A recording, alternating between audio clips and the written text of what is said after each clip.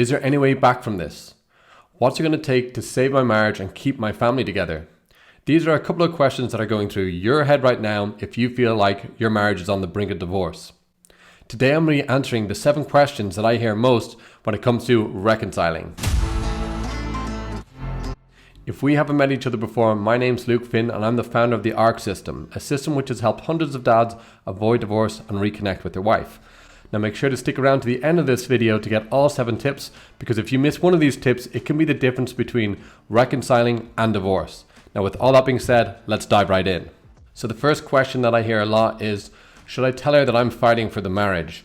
So the answer on this one is a short one, and it's a very straightforward one. It is absolutely not. I know in your mind you feel like it's a romantic thing that you're going to fight for this marriage because you made those vows till death do you part. But when you're saying this to her, she's checked out of the marriage. It just sounds like that you're not getting her message that she is done. You do not want to tell her that you're fighting for the marriage. You can still reconcile with her and save your marriage, but you don't need to tell her that you're fighting for it on your own. You just come across weak and needy. How should I act around my wife? Well, you now know that you shouldn't tell her that you're fighting for the marriage. How should you actually act? So you just need to calm down and relax. With the right process, you're going to be able to go and save your marriage. So you need to tell her that you're focusing on yourself and that you need space, because you really do need space. This was a big shock, and what you don't want to be doing is reacting out of fear or anxiety. You need to go and process all these emotions so you can start showing up as the empowered man that you really are. So let her know that you're focusing on yourself and just stay calm. Don't bring up the relationship. If she brings up the relationship, then you can go with it, but you need to stop reaching out to her and trying to push the topic of the relationship and trying to move forward with her. Take this time to heal the hurt. She wants to separate. Should I move out? Well, in this case, the first thing I can say is you need to go and get some legal advice on this. You don't want to be taking a decision that's going to affect you in a negative way in the future. So get some legal advice first off to find out, will this have any effect on your custody rights with the kids, your time with the kids, or financially down the line if you do move out. So that's the most important thing, is you also need to look out for yourself and get that professional advice. Now, just from the relationship point of view, I would recommend, once you've got the legal side covered, is to honor those wishes, to move out, to take this space for yourself, to be able to do the healing work that you need to do, and so your wife also has that space. I've seen through my program that the guys that actually reconcile quicker are usually the ones that accept this, their wife's wishes, move out, focus on themselves, rather than guys who kind of try to stick it out at home, don't want to move out for fear of how the marriage will go. And they just end up being show ponies and find it a little bit more difficult because they're so focused on trying to make progress with the wife, how they're showing up at home, how she's showing up, rather than just being able to focus 110% on themselves. So the answer to this is, should you move out? From the relationship perspective, yes, it's a good thing to separate and to be able to focus on yourself. It'll allow you guys to come back together quicker. Should I avoid rocking the boat? Now, this is something I hear a lot, and it's unfortunately a tendency that men seem to do when their wife checks out of the marriage, is to try and avoid rocking the boat and be friendly, because on some level you feel like, well, this is the way we're going to make progress. If I'm just friendly with her, there's a better chance of us reconciling. And this is complete and utter bullshit. You need to call out your wife if she's acting disrespectful, or she's not keeping her side of agreements with the kids, showing up on time. If she's showing any toxic behavior, you should call her out on it. It's not okay. You shouldn't be a doormat. This is definitely something that you need to call her out on. Of course, what matters is how you call her out on it and how you bring it up. It's to do it in a loving manner without blame and shame. I have a communication guide that will help you with that. I'll link it down below. It covers the 7 steps on how to bring up these difficult conversations in a loving manner and to find solutions together.